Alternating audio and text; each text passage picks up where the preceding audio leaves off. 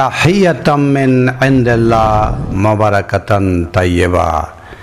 দেখানো সালাত ও তাসবিহ হতাশা ব্যঞ্জক, বোধের পরিষ্কারক। মহাবিস্ময়কর গ্রন্থ আল কোরআনের সূরা আন-নূর আয়াত 41। আলাম তারা আন্নাল্লাহা ইউসাব্বিহু লাহু মান ফিস সামাওয়াতি ওয়াল আরদ। আপনি কি দেখেননি, নিশ্চয় আল্লাহ তাসবিহ করে তার, মান ফিস সামাওয়াতি ওয়াল আরদ, যে রয়েছে আকাশে এবং যে রয়েছে জমিনে। ওয়াত-তায়রু সাফাতান। আত-তায়রু এই শব্দের অর্থ পাখি। আরও রয়েছে অশুভ লক্ষণ, ব্যর্থতা, নৈরাশ্য ব্যঞ্জক বোধ, আশাহত, বুদ্ধির চপলতা, নির্বোধতা প্রভৃতি। এবং সাফাতান। সাফাতান শব্দের অর্থ হলো সারিবদ্ধভাবে থাকা অথবা পাখা বিস্তার করা। এছাড়াও মিনিং রয়েছে সাফ, বাংলা শব্দ পরিষ্কারক।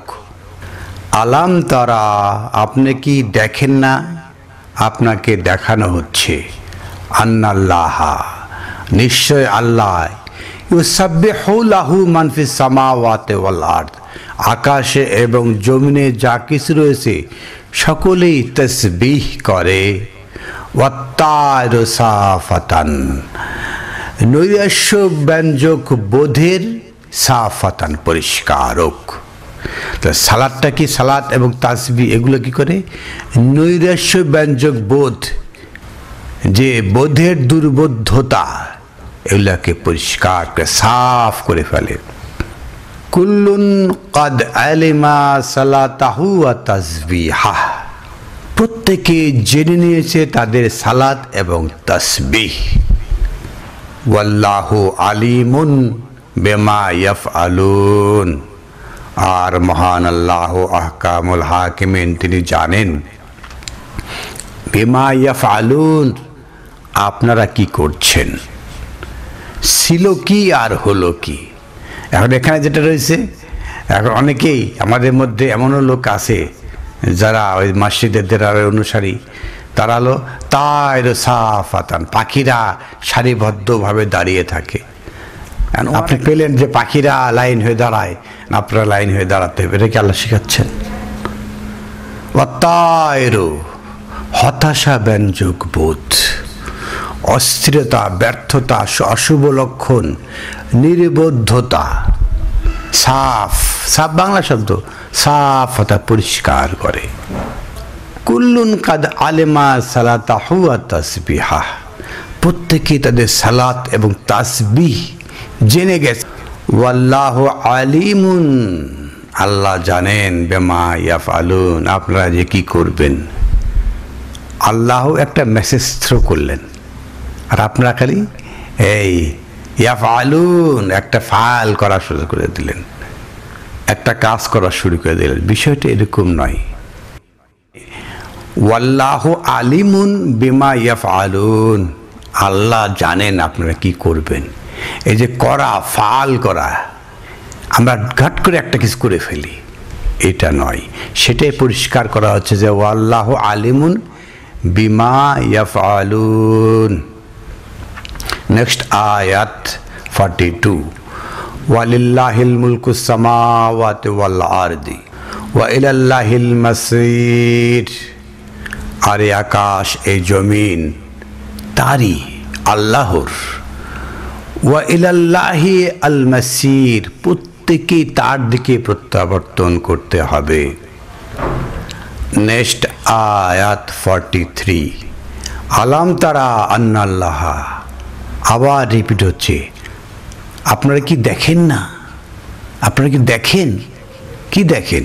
ইউজি সাহাবা, ইউজি মানে তাড়িয়ে নেওয়া, সাহাবা মানে হেসড়িয়ে নেওয়া, সেই তিনি আমাদেরকে তাড়িয়ে হেসড়িয়ে নেন। সুম্মা ইউআল্লিফু বাইনাহু, তারপরে আমাদের মধ্যে একটা বন্ধুত্ব সৃষ্টি করে দেন, বন্ধুসুলভ ভাব সৃষ্টি করে দেন। এই যে আমরা যারা আসছি এই আল কোরআনের পথে আসার চেষ্টা করছি, আমাদের মধ্যে একটা বন্ধুত্ব আল্লাহ সৃষ্টি করে দেন। আলহামদুলিল্লাহ। সুম্মা ইয়াজালুহু রুকামা, তারপরে আমাদেরকে বানিয়ে দেন রুকামা, স্তরে স্তরে। একটা স্তর, তারপর একটা স্তর, তারপর স্তর। আমরা যারা আল কোরআনে এসেছি প্রত্যেকের মধ্যে একটা স্তর রয়েছে। রুকামা, স্তরে স্তরে। ইয়াজালা, আপনাকে বানিয়ে দেন। যে যে স্তরের যোগ্য তাকে সেই স্তরে রাখেন। ফাতারা আল ওয়াদকা, তারপর শিথিল করেন আল ওয়াদকা, সে বৃষ্টির পানি দ্বারা।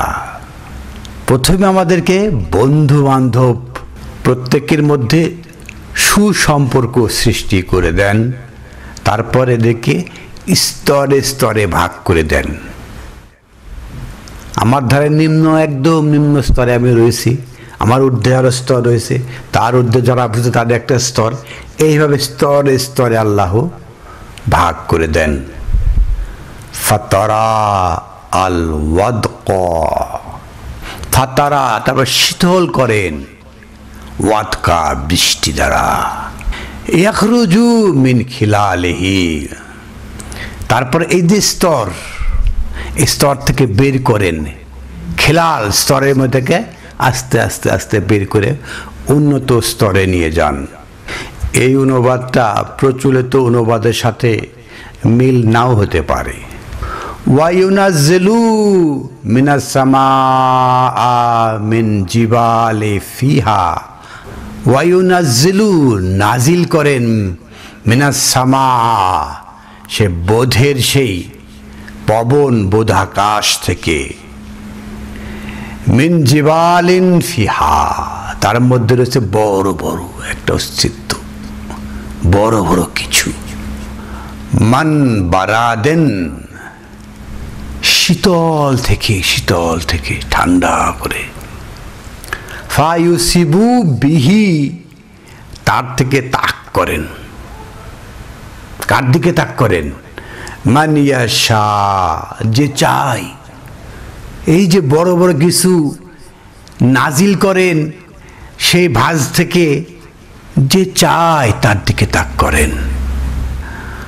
ওয়া ইসরিফুহু আন মান ইয়াশা, আর ঘুরিয়ে ঘুরিয়ে পেঁচিয়ে পেঁচিয়ে একদম বুঝিয়ে দেন যে চায় তাকে।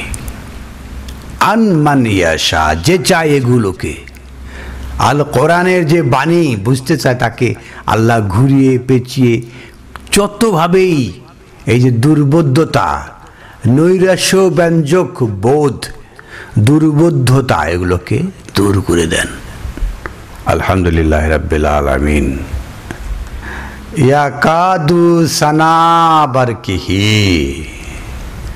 বারবার এই যে বর্ষণ হয়, বারকিহি, তার সেই লাইটমেন্ট থেকে লাইট করে, স্পষ্ট করে। ইয়ে কাদু, সে চায় বারবার সানা, এই বৃষ্টিটা বারবার আসুক, বারকেহি, লাইট করুক, স্পষ্ট করুক। ইয়াজহাবু বিল আবসার, তার দৃষ্টি যত দূর যায় তত দূর পর্যন্ত। আল কোরআনের আমি যে অনুবাদ তোলার চেষ্টা করলাম তা প্রচলিত অনুবাদ থেকে কখনোই মিলবে না। সেখানে আকাশ থেকে পাথর মারে, যাকে পছন্দ হয় তাকে পাথর মেরে দেন, এরকম কথাবার্তা রয়েছে।